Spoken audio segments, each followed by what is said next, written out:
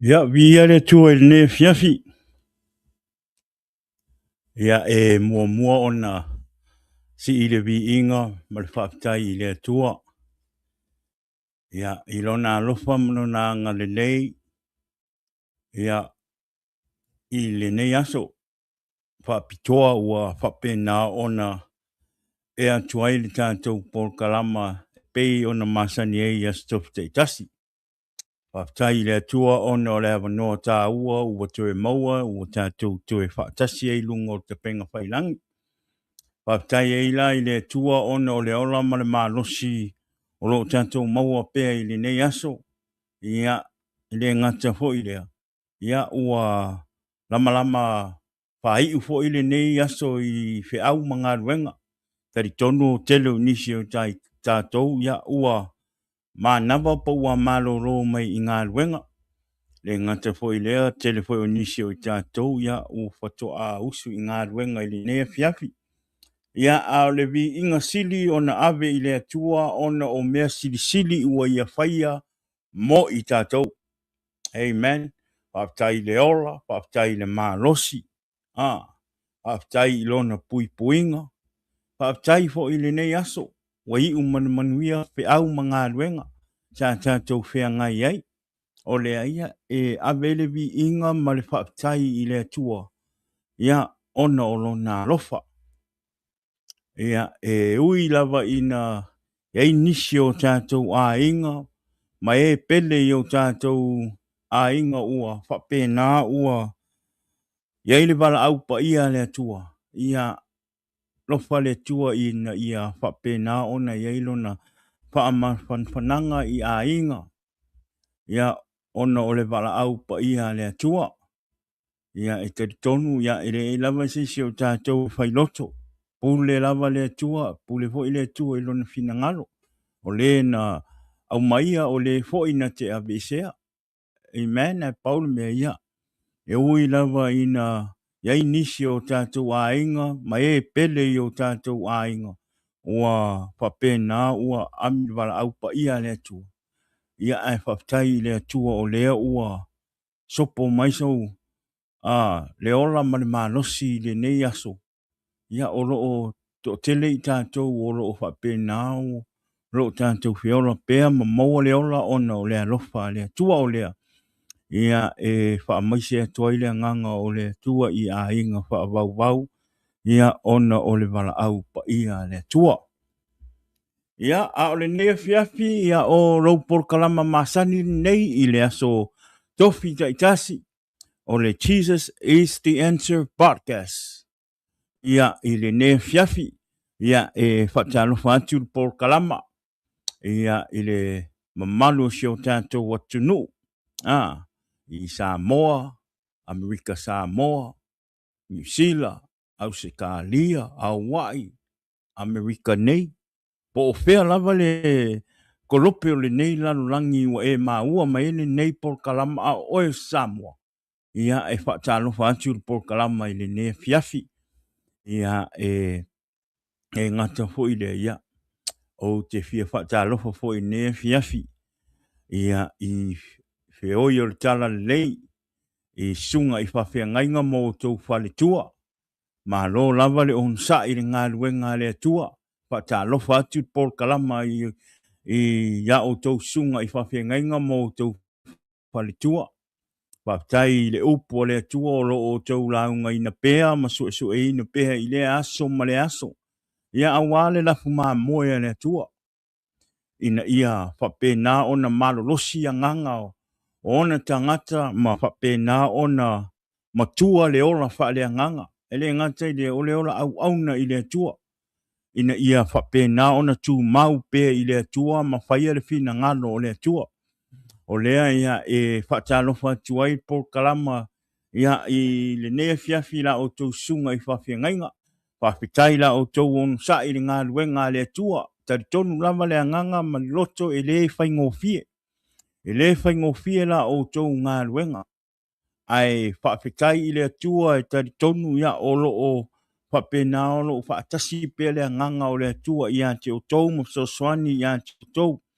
ia awa fo i le tausinga o le ngā luenga le tua o lea whatalofa tuai lau polkalama o le Jesus is the answer podcast i le nea fiafi.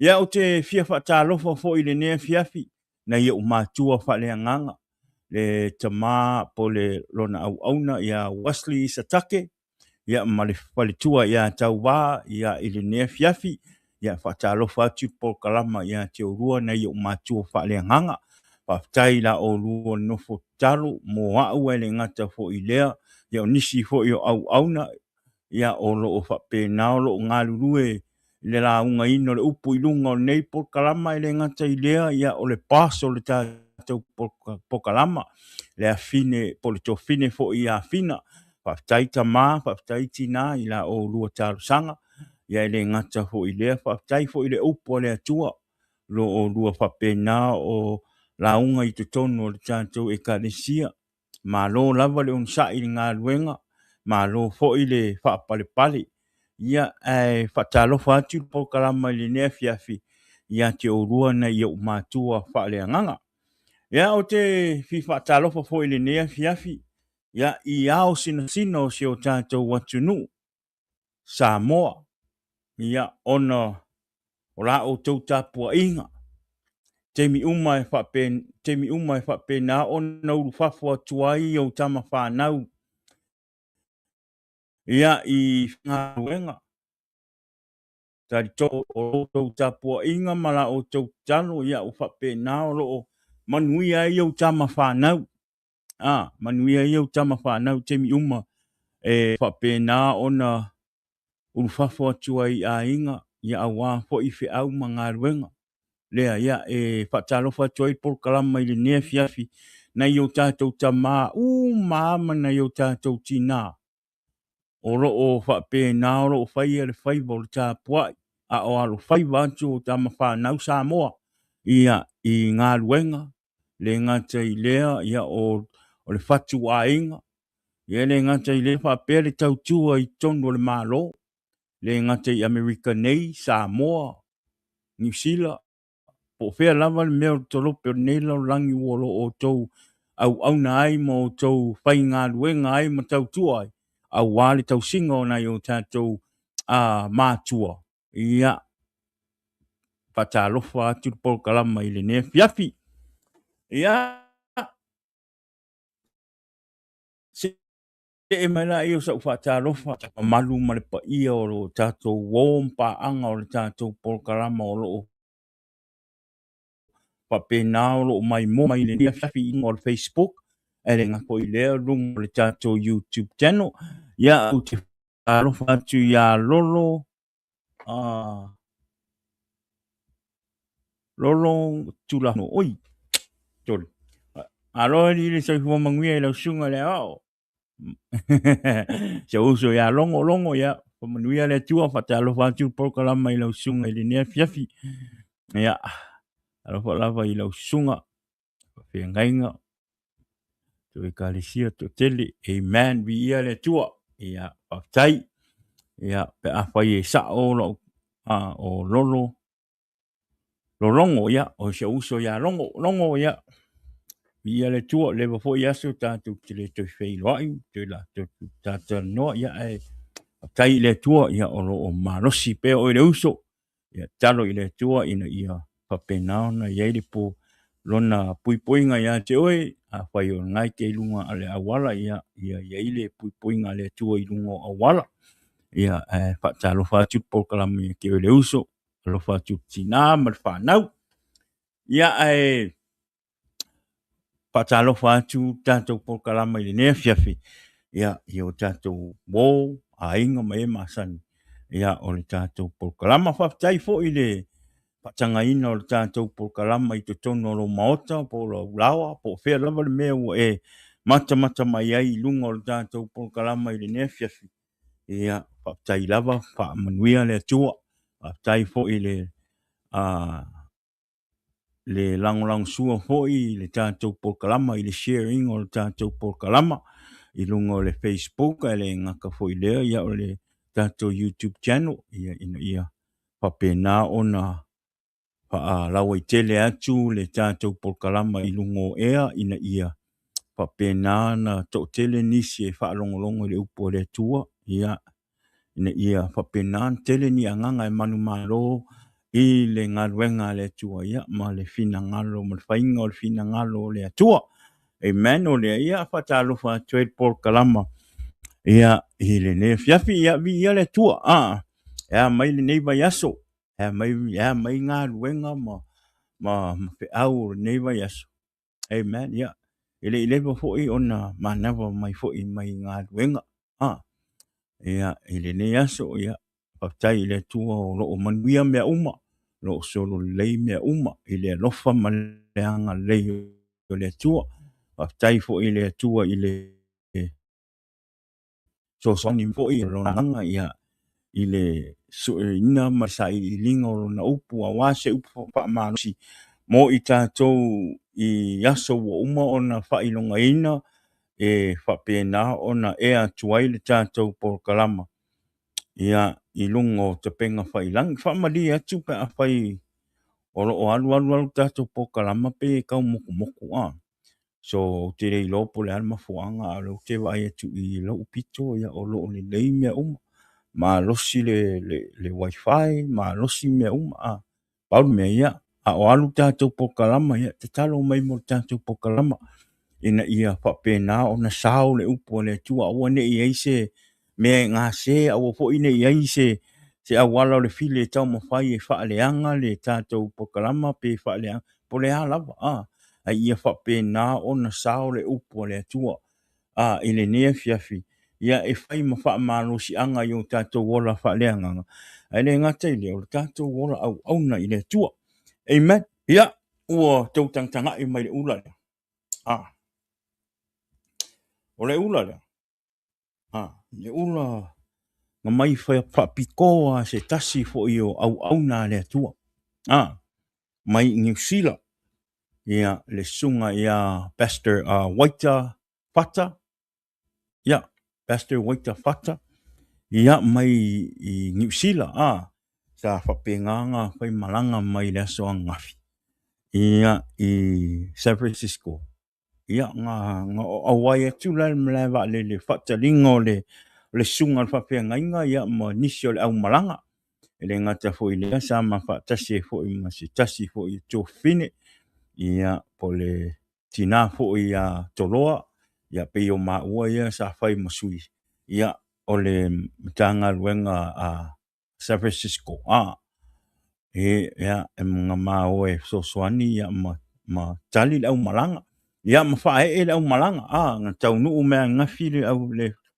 whainga malanga ia nga mato e vai vala i titi la ia pe se mea na le i tū la ma le afa mato tatala noa ia ma get to know pastor and meet all the crew that they flew in yesterday ia nga umalo le matu tala noanga ia ona fai e dola i le whainga malanga ia nga ola le charter bus charter bus i lolo i Victorville ia e whaftaila i le tua ma averibi inga i le tua ia ona oroa ia maua ia ua tau nuu manuia le whainga malanga ora ula lea ora ula le nga mai whapiko ar whaifi au ia ke mai le tangata o le atua wa mele o tana whaifi o le ula lea o le aru waku ma le whauunga e sau ma le mana o le whaunga le atua o na fwoi o le tangata o le atua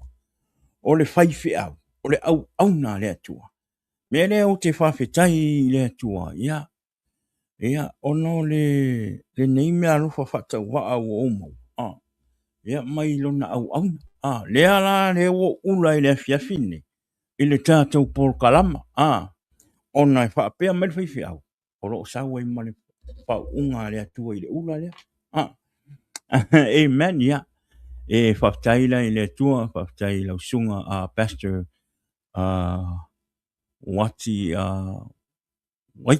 waita fata ia mo le neime alofa ta ua o whapena ua o moe ia vele maanga ia asko wa ai meira ula makangofi ia ole ula la lea ia ole aso e fe kako por kalama ole a ula le ia o le alu le loku ole a ula fo le ula le amen ia ai patai le tua mele le ilo walu e te e whaala talata ma e so soangi le i au ngā le tua wai kere i loa me kupu kere i loa wha manguianga e whainga le au mai le o le aso ngafi na tuu au tere atu na tuu au tere alu ia au na ola o nofo ma umawhawha o le au na o le au ngā le tua le la whai maranga mai ia manisi mea na o si au tō whine au tō loa sa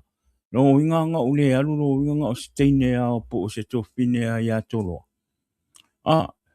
sa e wha e karkaringa le au malanga e whawkai le kua le nga maua la ua vangoa nga walu ai ia e whaatali le au malanga ia mali tō whine ia i fo ia tō loa whaatai fo e le atua e se tasi o uso o nanga sau e le au malanga ma ke maasangi le lei ma ke maasangi le nga maasangi la i lungo te penga whailangi ke mira wo faila singa lewa o ke whafkai na i le kua nga makakal ngoa i male uso a ngawhia awa sa o ngei fo i uso sa fi fo i mea lalang pei fo i awa ke mi a koa la le nga maasangi sa ma iei le lalang nga maasangi i lungo TikTok ma YouTube ma Facebook ai ke i wo ma fei loa i nga fio la ko kala ngoe o fai loa ai ke i ma ka ma lo fa o la inga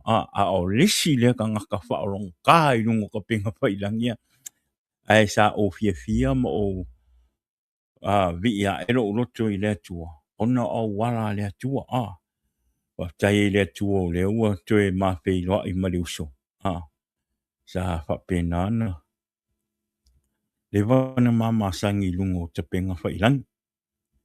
Amen. Ka mole, a wole lei a ko alta tau. Si kau siaki a kurka ko por kalama pole mea o ngai. Okay. La, Ea, le nea fiafi, Ia tātou por kalama ne fiafi, e le umi fo tātou whaasoa, i le upo le atua, pe ona o whai atu ia, e le oa o stangata whai la unga, o la unga luenga o la usau te tala noa atu ia te oe le leima le alofa o le atua. Amen. Ai, le ngate le ia, tala ia tu le mawha a malosi atu ia te oe. Ia, i le upo le atua, e le ngata ia te oe, ai whapea lo ni tangata. Le upo le atua e ngā uma ia i tātou, tātou uma o maua vanua tātou te whaalongolongo e le nefiafi, ia o le upo le nefiafi, ia o le ao ngā mo oe, e ao ngā fo i mo au mo lo uia fo i savalinga, ma le atua, amen, ia, whaftai tele i le atua, ia, ona o le avanoa tā ua o tātou maua o tātou toi wheiloa i le nefiafi, ia pe ono whai atu o le tātou porkalama, ia o le porkalama e tāla i le whina ngalo o le atua. E o tātou porkalama e whailoa i le alofa sirisiri ese o Yesu ke wiso. Le ngata fo i lea ia whapena ona tāla i fo i ma whailoa fo i se moli mau le alofa ma le anga le lei o le atua. Ia i le suinga o lo uolanga. Amen. Ia a tonu e ao ngā fo i le moli mau le suinga e le atua o leo langa o tangata e wha malosi ai ma whapena o na sui ai fo i sisi anganga o lo o whapena o lo tamu whai e sau i le atua e le ngata fo i leo o se tangata fo i ua whapena na peitai ma whapita uli ma whainga tā o leo lang. Ia o le upo le atua, ia o le ao ngana o tātou porkalama. Ia ina ia whapena o na soswani ia i tātou. ia o tātou pokalama po ia ele whailoa ina ai pe tala ia tuai se lotu po se taritonunga tūranga whapenga ia a o le upu a le atua ia ma le fina ngalo o le atua ia te tau ona tā lai ma whailoa le swafo Yesu ke viso ia ai mo i tātou mo i tātou o loo ngofo i Daly City ia po o se meo San Francisco ia o le sane o le aso Father State ia o loo avanoa le mātou lotu e te sau e tātou whaisaunginga whaatasi tātou whaiasta mā whaatasi ia e masalo i lātou uma o loo nofo i Daly City ia o le meo o loo whaiere mātou lotu o le hall ngai right across from the McDonald ngai lungo o le mea kongwa le walanga e mea kongwa ngai e le Cow Palace ngai le hall nga sa maasanga whai e mea Samoa kusa o lisi piko au wala le whalua Samoa a le piko la le iai le dollar store ma le whalua Mexico nga le alu lai kua stringa ngai le hall nga ia o ngai ngai whai e le matou lotu ia a mo so teimi a vanua i le sa ia tau e tātou te mafuta whaatasi ma tātou tāpua i whaatasi ma tātou whai asta ma whaatasi pe a mo so wa vanua ia le a whaina le au mea ia mo i lātou o loo whapena o loo la talata ane ifo ia mai tau tātou tāpua i whaatasi ma tātou mana tsi le so tama ia i le sa pe o toi le ora ma le malosi amen ia fa manuia foi le tama i tama malava i le nei sa po le nei vai aso fa manuia tu le tama ia fa tai i le tua ona o tātou tama o tātou o ai tātou o le pou tu toa o le tātou ainga o tātou tātou te tausia lo tātou ainga ma whai ria tūranga tātou oisori. Amen. Patalo whātu le nea fiafi ia i se o ia o le sunga le whawhengainga ia anterea e le nea fiafi patalo whātu i lau sunga whawhengainga ia o lewa po i aso tātou te le toi whei loai ia e tonu ale anganga ia o lo manuia lau sunga le whawhengainga ia malfaltua malfanau ia saustemi ia tātou tano ia ai whaptai lava i lau sunga whawhengainga ia whaatasi mai it's good to see you pastor ia i le nefia fi lungo tātou po kalama ia ai pamanuia le tua ka bless pamanuia tupo i le stama i lau sunga whawhengainga pastor Kelea ia alofa tupo i whatua amen ia ai pamanuia atu a ver nei te mi te fata lo fam te fa manuia atu ai le stama mo tama malava tama malava o fa pena o mata mai lungo tanto por kalama ia i le nei fiafi e te tono la tato wo le ufa manosi la tato wo le ufa manosi lo fa tu i pastor manuela stama tato ufa manosi pe no vai atu ia pai ngofia tātou o pa malosi nea fiafi o nea fiafi o le tātou tala noa i le nei meo le alofa le alofa ia o le tusi o le la moa i le tātou tasi alfa i upu tasi alfa i upu o le a papena o le a tātou tala noa ia o le afoi o le fetalainga a Yesu ke viso na fai o na au so ia le maua i le Ioane sulima fai upu suma lua tasi alfa i upu na ia o le a fai ma tātou upa malosi le ne fiafi mo oe fa tasi mai le anganga o le atua talo i le atua ina ia fa pena ona fa le anganga ro fa longo i le ne fiafi lungo tātou por kalama awane i tu osia no le ti apolo e tau mai e fa se pe fa ti ngalo loto ni ne fiafi le upu le tua amen ai whapena o na whaatanga le nganga pa ia o le atua. Ia i lo loto mo lo mawhauwhau ina ia whapena o na whawhai mo fie ia te oe o na e malama i le upu le atua, ma te lia le upu le atua i lo loto. Ala le te aungangi atua ai le tātou a uso mo tātou a inga, mo tātou a woi lungo tātou po kalama i le nefiafi. Pa le angaro, pa alongo i le upu le atua i le nefiafi. Amen. Ya, o le Ioane sulma 5, pa upu e sulma 2 o whaapea. O la upolo a inga le nei, ia o tau whearafu. Pei ona o alofa atu i ate o tau. Amen. Pe mai Yesu i lona au so. La uo o le la lata le taimi o le a whapena o le a alu ai Yesu i lunga o le sātaro. O ranga wheta lainga i lona au so. Pe mai. O ro upolo a inga le nei. Ia o tau wherwhani. Pei ona o alofa atu i a te o tau. Amen. Pata alofa atu siau enti. Le nea fiafi. Ai enti Marina. Ai alofa atu. Patua. Amen.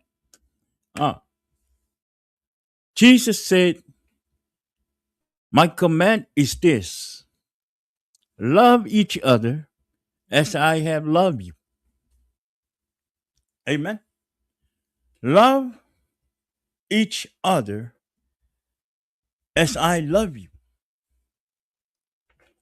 Pai mai la i o le tātou upu au tū po le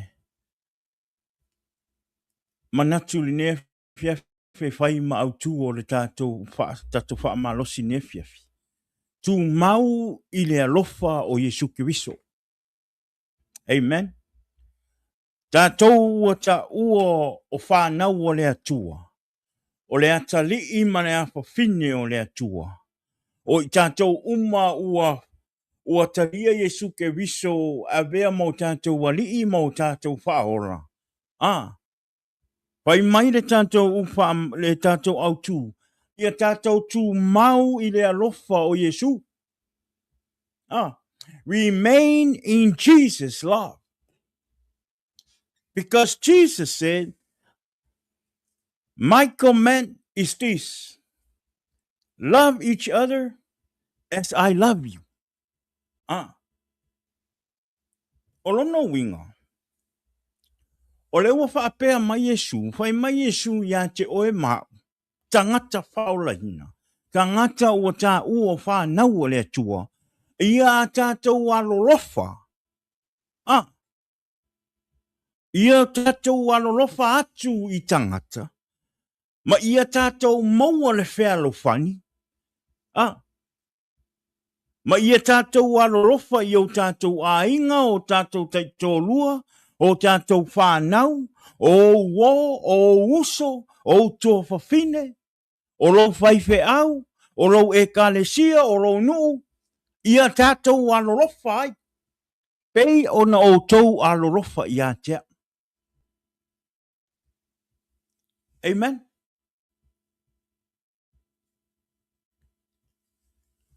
So tangata au auna i le atua. Ma le tangata e sau e tā la i le fina ngalo le atua. Ma wha e loa le fina ngalo le atua.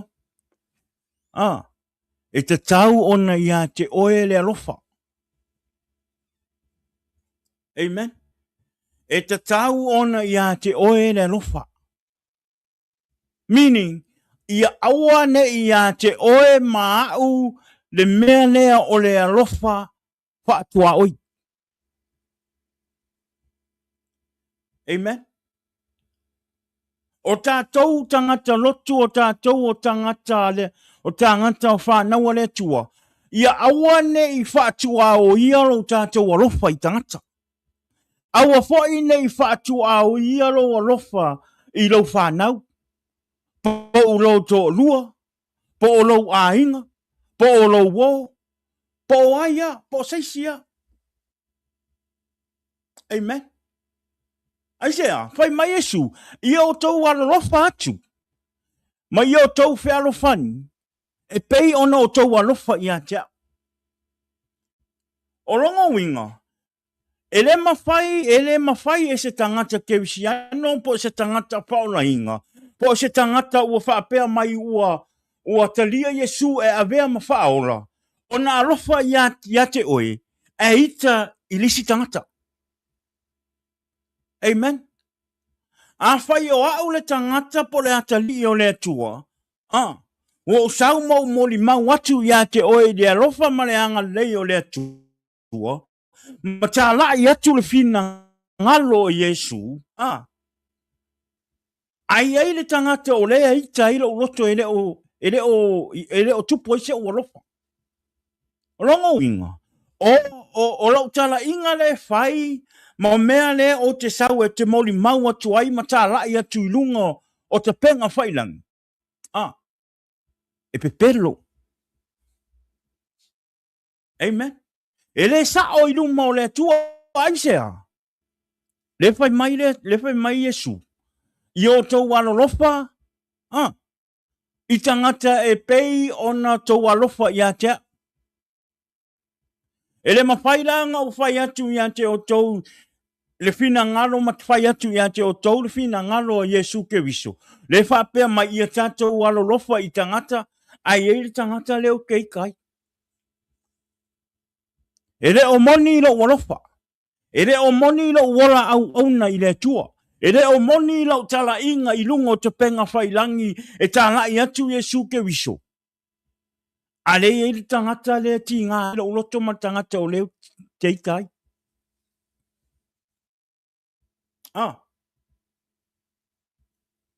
O tatou wā aire i le tala inga Yesu ke wiso. Tele he tau mawhai e mui, tele he no mui mui. Tele he sa whapenga sa foi ia i le oranga. Le taritonu ia Yesu ke wiso. Aia, na alofa Yesu. Na alofa Yesu ke wiso. E o ai au farisai o mara kusi upu ele ika ia Yesu. E ui anga kamawhaila wanga e whainga le pelongia le akua o e pelongia tangata ma wha penga o ngā kuwai Yesu ke wiso I le mea ma le mea. But Jesus was still love for them. E o tangata anga sala. Na a Yesu ma e anga sala. E mui e tangata o le kalesia. Amen. Mui e lau. Pai kauranga sili ma lau. Mai pe aisiale meu a ai makangakang sala. O le angangal na o le tau mawhai e whai lo atu le nefiafi mo tātou a inga mo wō me masangi lungo tātou pokalama. Ia tātou maua le alofa. Amen. Ia tātou maua le alofa o Yesu, pe o Yesu ke wiso. Na alofa I tangata. Amen. Le mua pe te wilo nam tā upo tolu whai upo e walu ma le iwa. Ngai whai mai e. O le I unga le nei. Ia loto ngatasi o tō uma. Ia whea lofani. Ia alolofa I le auso. Ia muti vale I le alofa. Ia anga le lei. Aua le tau I atu le leanga I le leanga. Po le anga tele mai I le anga tele. Mai I le anga tele atu. Ai ia o tau whamanuia atu. Ina ua iloa o le mea le nei. Na wala au ina ai o tau. Ina ia maua o tau le manuia. Po le anga mai o tangata I ha te oe. Po le tua inga oe I me pepelo ma mesese. Ia tātou maua pele alofa. Amen. Aua nei o tātou tau I atu. Aua nei o tātou tau I masui. Amen. Aua nei o tātou tau I atu le leanga I le leanga. Aia, ia tātou maua le onosai. Ia tātou maua le alofa. Ai se a fe mai Yesu. Fe mai. Ina ua I loa o le mea le nei, na wala awina ai o tou, ina ia maua e o tou, le manuia. Amen. E tātou te maua le manuia pe a whai e tātou te anorofa I tangata. Amen. E tātou te maua le manuia pe a whai e tātou te maua le ono sa. E tātou te maua le manuia pe a whai e tātou te le tau I atu le leanga I le leanga. Amen. E wha manuia ai le atua I a te oi.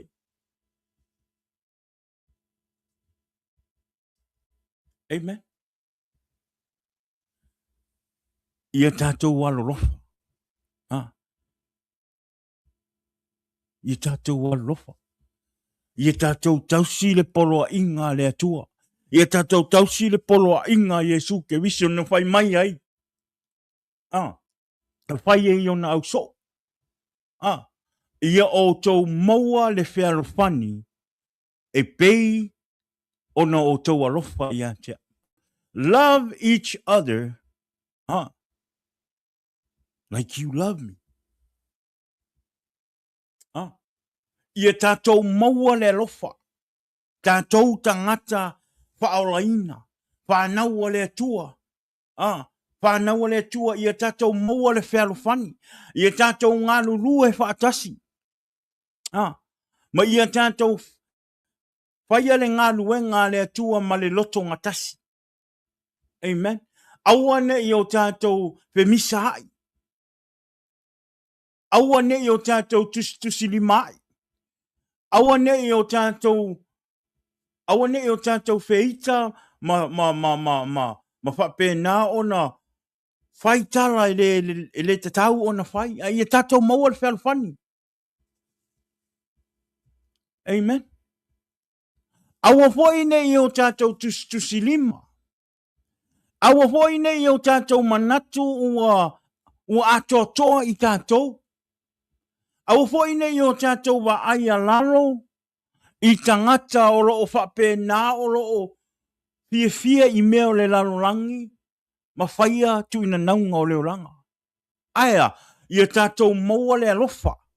Ia tātou maua le alofa I o tātou ainga. O tātou wou. O nuu mae masani ia. O loo whapena o loo whaia pet le tu ina naunga o leo langa. Ia tātou walorofa iai. Tātou abe le upu. Whaamalosi ai le upu a le atua. Ai aua nei o tātou wheitai. Ma aua fwoi nei o tātou taumawhai e fosi mai. O no rau manao malo nau ina ia sui leo langa o tangata. E teilo. O le whai ngō fie I ngā ofi le mawhauwhau ma le loto le tangata. Rau tala inga. Ma rau whesosoani atu I le tangata I le upu le atua. Pe a e nau. E te whaalangolango I le anganga pa I o le atua. I le tala inga ma le whailoa atu le upu le atua. O le whaingo fie I ona la ngonga e kangaka. Tangata le fie I meo le tino. Le tangata le malama I meo le anganga. O le whaingo fie I ona la tau whaalongo matatala o la tau whaalongo I le upu le atua. Pe a whai e te whaalangolango I le mana o le anganga pa ia. Na te suia le oranga o le tangata. I le upu le atua. Tala ma le mo. Ai a whai e tātou te o. Wai e nisi o uloa.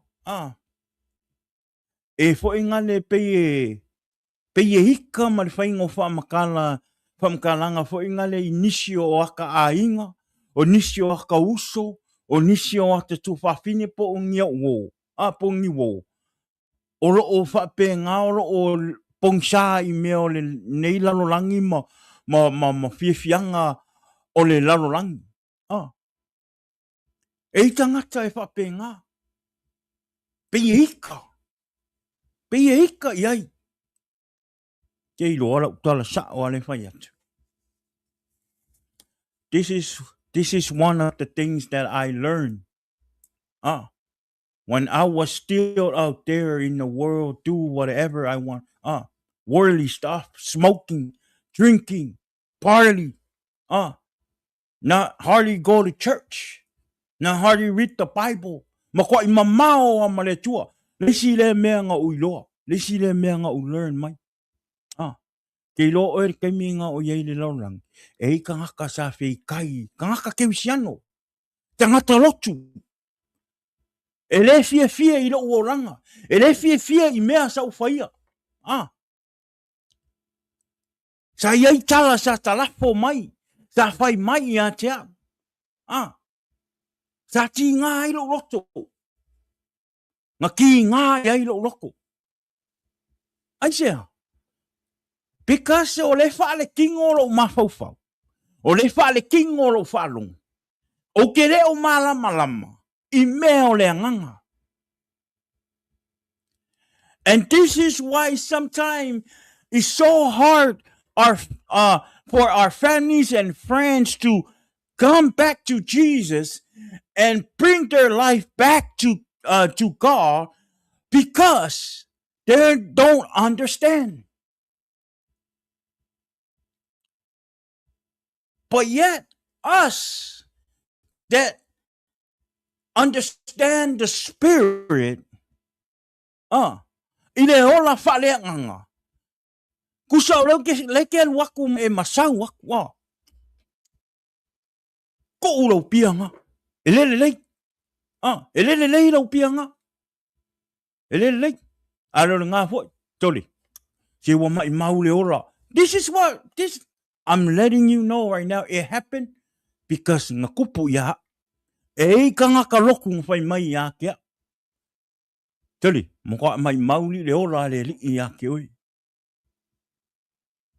Avela ke lo oe o ngā ki ngā le lokor ka ngaka le le fia i meo le larurang o le whaafai ngā kā i ngā sau i le li. Aisea, e re o maua e oe le ar ka ngaka whaora inga ka ngaka le malama lama i meo le anganga. Koe lama i meo kingo. E re o i loa e oe lea. Le ki ngā man mawhaki o le loko o ka ngaka. A ka kou manga ora i mangu malongi a nganga mo Yesu ke wiso. Ia ka kou whaalango i le mana o le nganga pa ia o le akua. Ia e malama i lo ngā luenga o lo whai. Ia e malama i lo tala inga o lo whai. Pau alo ngā luenga e whai o lo whaailoa le suafo o Yesu ke wiso. Te moli mau atu le alofa ma le anga le lei o Yesu ke wiso. E te whai atu ai o lo o maua pero wa wanoa e alofa Yesu ke wiso i a te oe. E whai ngofia anta lia le tangata. Le tangata le malama i meo le anganga. Le tangata o lo pongsa. Wha pongsa inga e ki a polo le mawhau. Ma le whaalongo. Amen. O reo tātou ngā luenga. Ma reo tātou whesoasoani i au mai o tātou ainga i te tono o whaarotanga. Ina o au mai o tātou ainga e whapena o na talia matu ina ato o lātou wala i a Yesu ke wiso. O le tātou whaali leo o tātou alofa. Whaali lo tātou alofa. Awane i o tātou Latau na lupu. Awane i o tātou manatu ifo ua atotoa i tātou. Awane i o tātou moli mau atu male loto ti ngā.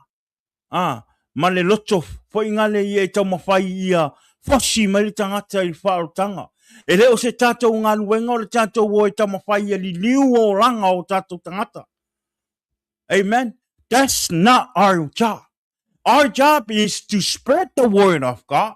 Let the people know about how good Jesus is. Let the people know there is heaven and there is hell. And let people know that if you die and you have Jesus in your life, you will make in heaven. But if you die and you don't have no relationship with Jesus, you're gonna be ended in hell. That's all I do. That's all our job. O lo unga wenga na o te sau e whailoa le alofa o Yesu ke viso. O te sau e te whailoa atu ia te oe. O lo iai le ola whaavavau o lo iai le se oli. O te sau e te whailoa atu ia te oe e moni le alofa o le atua. A o le suinga o lo wolanga. O le ngaluenga ngā o le ali I whaaola o lo na nganga pa ia. Na te sui lo wolanga. Amen. O te le fosinga o e whai lau whai unga. E whai lava e oe lau whai unga. E whai lava e hau lau whai unga. Amen. Ia tātou walo lofa. Ia tātou mawal whelangurangu mai. Awane I o tātou wa aia lalo na I o tātou a inga. Awa fo ine I o tātou fosia le tangata. Let the Holy Spirit deal with our loved ones and our families. Wana o le nganga pa ia o le atua na te mawhaia o na sui le oranga o tangata. A le tātou ngaluenga o le whaahali o le alofa lea. O le whaahali o lo tātou ngaluenga le tātou o tangata ke usiano mo tangata whaolainga. Ia tātou whaali le alofa lea ni whai mai e Yesu I lo nau so. I o tau maua le whai alofani, I o tau maua le alofa, e pei o no tau alofa I atea. Amen. Whai mai Yesu. A whai tau te tausia uporo inga. Ona tu mau lea o tau I loo alofa. Pei ona o tu sia polo inga pei ona o tau sia polo inga o lo tama ma o tu mau I lona alofa. Ia tātou tau sia le polo inga Yesu ke viso mo tātou tangata whaolaina. Tātou whanau le atua. Pei o Yesu ke viso na ia tau sia polo inga uma lona tama. Masa ia tu mau ai pei foi la tātou. Le wa au mai le ani whaora le polo inga ina ia tātou tau sia ina ia o le whaani o tātou alofa. Ia tātou maua le alofa. Ia tātou maua le alofa I tangata. Ia tātou maua le alofa nei o tātou whanau. Ia tātou maua le alofa. I le whaia o le ngaluenga le tua. Amen. Le afiafi le nei.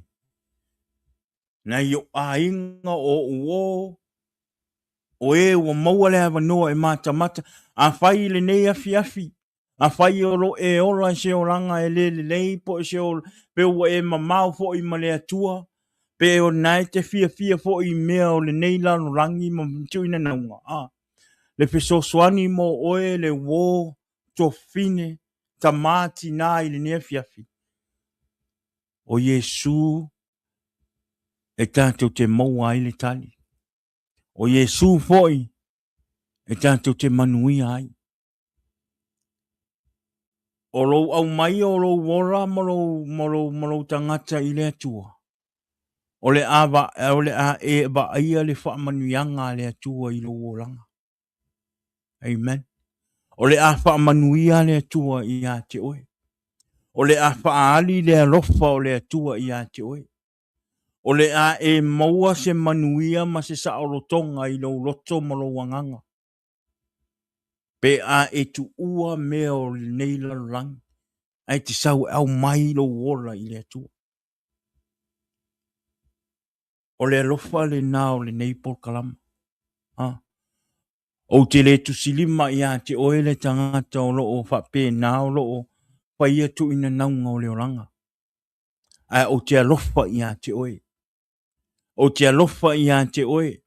Ina nei whapena o na alu lo wanganga i le mea e le tatau o na alu ai lo wanganga pe a whai e muta lo wola i le afiafi nei.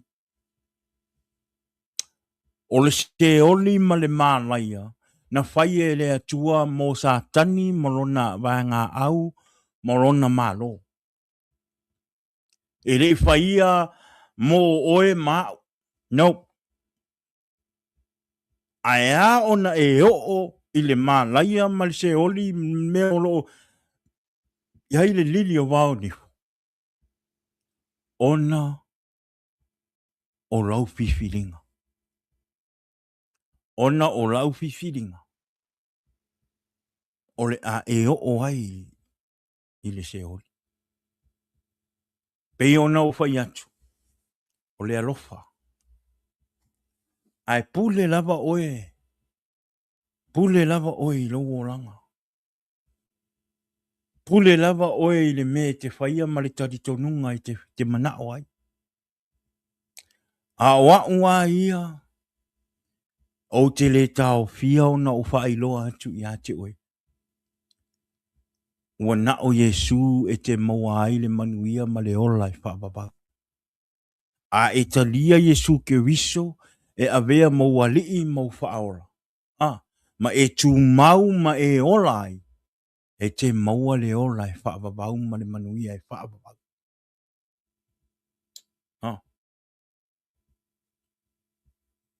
Tātou tangata ke wisiano. Ie tātou walolofa na i o tātou ainga. Awane i o tātou feita. Awane i o tātou feita i nisi o tātou ainga. Po o tātou whaanau o loo whapenao loo whaia meo le larolangi. A ia whapenao na tātou walolofa ai. A watu ai le upu. Whaailoha i pēr le upu. Ai awane i o tātou whaia se me e ti ngā ai o lātou loto. Ai sea. Ona o lisina a wala wa whawhainga tā ai ma tuai ona o mai e talia Yesu. Ona e se le whaailoa inga ma le whainga o rou tala ina atu ma whaailoa atu le upo le atu. Awane i o tātou whaia se mea malposi. Amen. Awane i o tātou te fosi se mea. Awane i o tātou fosi le tala i atu o le atua. I au ainga. A ia whapena ona e whaia le alofa. Ia e alofa. Po le aro ta a whaia rou tau mawhaile te tau mawhaie fosi mai ma e tau mawhaie li liu mai lau ainga. I te whiu e whai. Ai sea. O ngā ere o sau ngā luenga, po o sau ngā luenga o rou ka mawhaie e fosi ka ngaka ma e ka mawhaie li liu le o langa o ka ngaka e sau i le atua. No. O re ngā luenga ngā o le nganga pa i o le atua. Only God can change you and me. Only God can change somebody's life. Not you and me. It doesn't matter it doesn't matter if we are, God's people. We can't change somebody's life. We can't. The only thing that we can do to change somebody is to plant the seed in people's heart. The word of God. Planting the seed. But God will change the life of our people. God will grow the seed that you planted. Amen. E le mawhai o ngā kākou oi koko le la au. Ma koko le whaku. Ma koe kako ka mawhai i ora mai le mea. E le mawhai e kākou. Pauar kākou ngā luenga O le koko le faku, ma whaasusu le faku le upu o le akoa. Ma ia whai ma le alofa. E whaalangolango I le mana o le anganga pa ia o le akoa, ngake whaaola le faku sa e koinga. Le alofa. Awange I o kako whiikai. I tangata o lo o ola I le laurangi ma whaia whing ngalo le laurangi. I have so many friends that still out there doing the party life and do whatever they want to do. I'm still friends with them. They still my friend. I don't look at them different. Nope. O te vaai ai na ia o ia mo o na ia uso mai na ia ainga. They are my people. They are my friend. They are my family. I still show them love. I still show them that I'm the same person that they know from the first time they met me until now. The only difference is that I'm serving God and I'm the man of God. I'm spreading the word of God. That's the only difference. But that doesn't mean I look down or stay away from them. No. Us, Christian people of God, we have to be strong.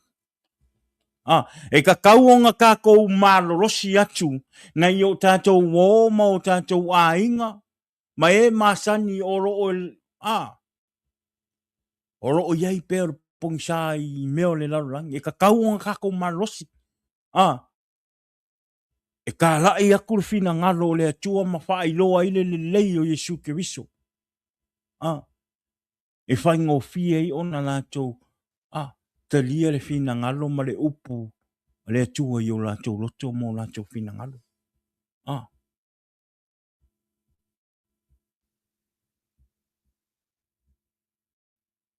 Amen. Peo ye ka peo Yesu Keriso a me Yesu. Pa a pei me Yesu. Me Yesu fa a pei ona alofa mai o le tamā ia tea. E fa a pea lava ona o alofa atu ia te o tō. Ia tu mau pea o tō I lo alofa. Ia tātou tu mau pea I le alofa o Yesu Keriso. Amen. Tātou tamā. Amen. Nei vai aso whamanatu le a whamanatu ai le aso tamā. Tātou tamā ia avea tātou maulu o le ainga. Ia avea tātou mawhaateita inga I to tonu o ainga. Ia avea oe mase tamā e matau I le atua. Ia avea oe mase tamā e alofa I a Yesu Keriso. Ia avea oe mase tamā e te fia I mea whaaleanganga. Ia avea oe mase tamā e te taitaina mailo a inga I le atua. Hoi mai Yesu. Whapei ona o alofa. Whapei ona alofa mai o le tamā I a tea. E whapea foi. E whapea lava ona o alofa atu I a te o tau. Ia tu mau pea o tau I lo alofa. I have loved you even as the Father has loved me. Remain in my love. Tu mau I le alofa o Yesu Keriso. Remain in Jesus' love. Tātou tamā, ia tātou tu mau ma whaali le alofa o Yesu Keriso I o tātou ainga ma o tātou whanau to tonu o noo e maisele e kalesia. Amen.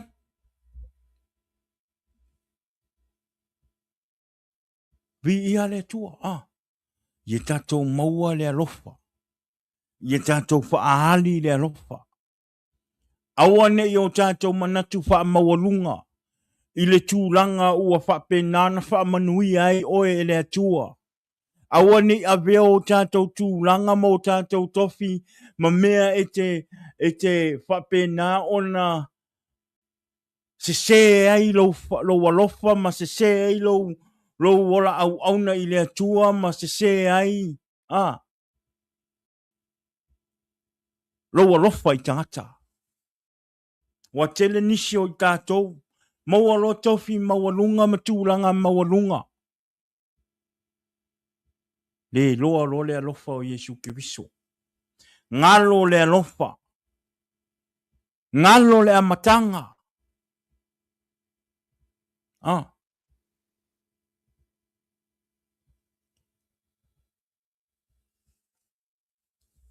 Ia tātou alo lofa i o tātou ahinga. Amen. A whai e isi ni ne fiafi o tau wha vai ni ngā ruenga le atua wha malosi. Tātou wha malolosi. Aua ne i o tātou wha vai. Aua ne i whatanga le ti apolo e tau wha vai i a te oe. O le ngā ruenga le atua e whai mea i le alofa. Ia tātou tū mau le alofa o Yesu Keriso pei ona ia whai mai ai.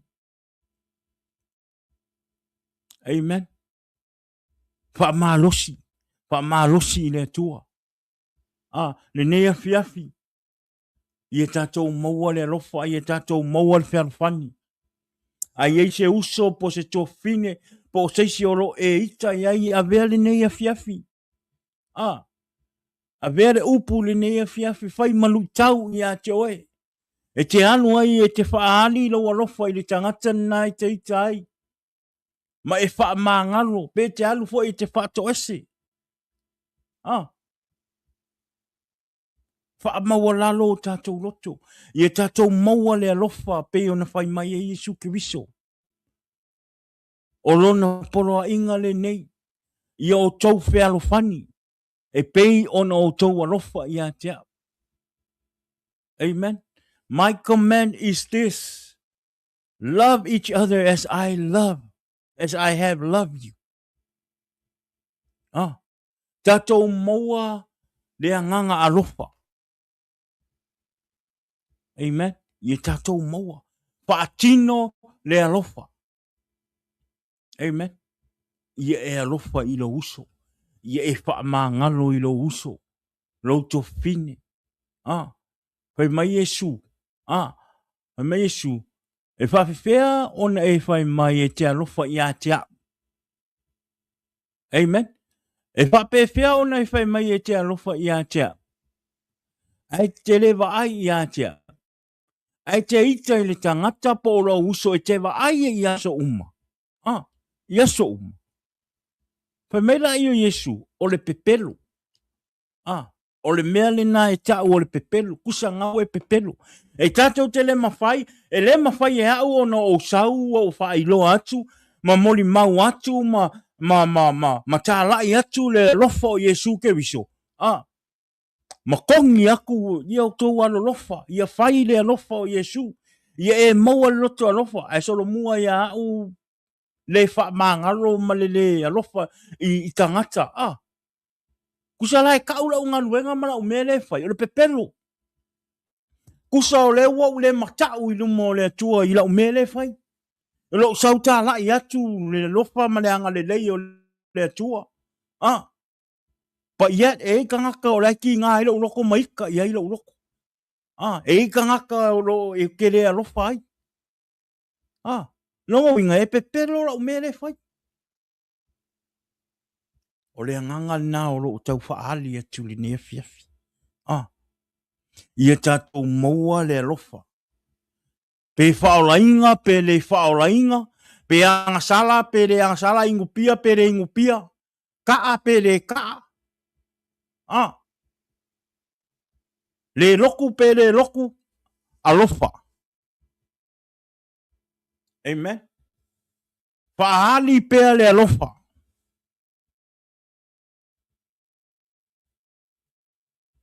Show love. Whaali pe lo tātou alofa i tātou tangata. Yo tātou ainga. Amen. Le nei afiafi. O se upa malosi nā mo oe mau le nei afiafi. Ia tātou maua le alofa. Jesus said, love each other as I have loved you. Ia o tau whewhani, e pei ona o alofa atu ni ate o tau. Tātou wō mā inga, ma e māsani o tātou pokalam. Ia tātou maua le alofa. Ia tātou maua le alofa po le alofa o Yesu Kiriso. Awane i o tātou whailonga tangata. Awane i whaatua o i alo tātou alofa. Amen. Awa fo i na i tangata e te iloa e te alofa i ai. Alofa i so se tangata. Amen. O ia, o se wha malosi nā mo i tātou le nea fiafi. Ta tonu ia ua. Wha manuia uma i tātou le upo le atua i le nea fiafi. Ia ina ia. Wha pēnā o na whaima wha manatu. Le ngate lea whaima so soani i lo tātou wola au auna i le atua. Ina ia tātou au auna i le atua ma whaatino le alofa. Amen. O lea ia, bi ia le atua le suafo Yesu Kiriso. Amen, amen. Ia. Bi ia le atua, mana ia le upu le nea fiafi. Te le so soani, ma le pai mai o le anganga pa ia o le atua i le nea fiafi. I le upu whaasoa. Ia, tātou nau e whai le alofa. Polo a inga Yesu Kiriso ilo nau so. Ia tātou maua le alofa. Ma ia tātou maua le whelfani. Pe ona o whai atu. Po le a leo langa nai te o lai. Po le a fo i le tu ina naunga o leo langa nei e te whaia. Awane ingalo ia te oi olo maua pero wa manoa. Wa ai nei te i e tuai. Tātou te re iloa me tutupu. Amen. Ai le lei a le tupo o se whaabalawi whaafo se i a te oe ma. A olo o tātou wola ma matau i le atua. Ma tātou whaiari whina ngalo o le atua. Ma ua tātou talia Yesu Kiriso e apea mo tātou wha hola. So le nei la fiafi. Whai lau whiwhiringa. E alofa Yesu i a te oe. E alofa fo i Yesu i a te a. Awa fo ina ingano. Aona e sawe avelo wola i le atua. Awane e wha apea o le a le to iaini popo ngā mawhainga tā o le oranga no. E tātou whei tau la i a mawhawhi tauli mawhainga tā o le oranga. A o lau wha malosi ma le au ngangi atu. Tō anga e tātou tō anga e whai taule upo le atua. E whai ma wha malosi anga i o tātou wola wha le anganga. Ina ia wha pēnao na tātou mawhaia o na tau le taua wha le anganga. Tātou te tatalo i le atua, mafuta i le atua.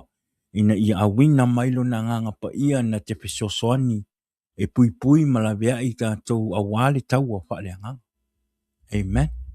Olea ia vi ia le atua i le ne fiafi. Ia o le tātou polkalama le nā i ne fiafi. Ia whamanui tele lava le atua. Whawhitai i le atua ona o lau taimi. Ia sa whaabanoa tātou te mafuta ai ia ele ngate ia le upo le atua. Ia o nei taimi ia o te patalofa te moli atu le whawhitai ia inisi fo i au auna le atua mawhalitua. Ia sa mawale manoa e mafuta mai e lungo tātou pokalama. Whawhitai le whaatasi mai lungo tātou pokalama. Talo atu ia penao na manatua pea le nei pokalama o le Jesus is the Answer podcast. Ila o tau talo. Le ngata fo il pokalama ia o lo nei tangata ia ma le sunga ia tala lei. Ia ma le paso le tātou pokalama le tofine ia fina. Ila o tau talo sanga ma tau te maomia la o tau talo. ina ia whapenao na mātou tū mau pēr ma malolosi pēr. Ia e whai le fina ngalo o le atua o le tala i atu leo le suwafa manu malo o Yesu ke wiso i lungo o te penga whailangi. O lea ia, mori atu lea nganga whaptai, ia i tātou wōm paanga, ia mae masani i lungo o tātou pokalama. Ia ili ne fiafi wha mole awane i ngalo, share tātou pokalama wha mole. Ia ele ngate lea tātou YouTube channel wha mole. Wha mole ngale paua leo o rau ngārwe ngai whai o rau so swani fo i leo tātou pokalama. O rau tanu e subscribe le tātou YouTube channel. O ngai lunga le mea ngai ele utala o le tātou pokalama. Ia o ngai ele link ngā le tātou YouTube channel. Ia ngolo waloa, ia press the link, subscribe, like. Ia makame te le kākou pokalama. O rau peso swani te lele nā. A wale tātou pokalama ina ia. Whapena o na so'o lungo te penga whailangi i le upo le atua. Ina ia to o tele nisi ni a nganga ina ia whapena o na manu malo. Me mele tala le tusi po le tātou whamalosi le sonu fua. Me mai e lese mea whalea o ngā lo tauti ngā i le atua. O rau ngā ruenga o ro whaia mo le tātou pokalama. O ngā tua i ati oe. E whamanuia le tua i ati oe. Amen. Whamanuia le tua i ati oe i lo share ingo le tātou pokalama a wale u i so'o. Le ngā te lea whapea le subscribe o le tātou YouTube. Mashia le tātou YouTube channel. Lea whamani te lava le tua ia te o tau le nea fiafi tatonu o le tātou pokalama le nā nea fiafi. Ia awane i ngalo tātou pokalama i le astona i nei. Ia i le tūlae ono i le fiafi. Ia ma le sunga ia tala lei Esekia. Ia i le astona i pe a o tuai le ora. Masia pa mana nei po. Ia matai au o lea manuia le po. Ia a verne teimi ia o te whātou whātuai le paso le pokalama le tō fine. Ia fina. Manuia tele le po alo tele atu mo oe. Ia i le ne fiafi o lea. Manuia le po. Manuia le fiafi. Ono Yesu. Amen. Jesus is the answer for the world today. Above him there's no other. Jesus is the way.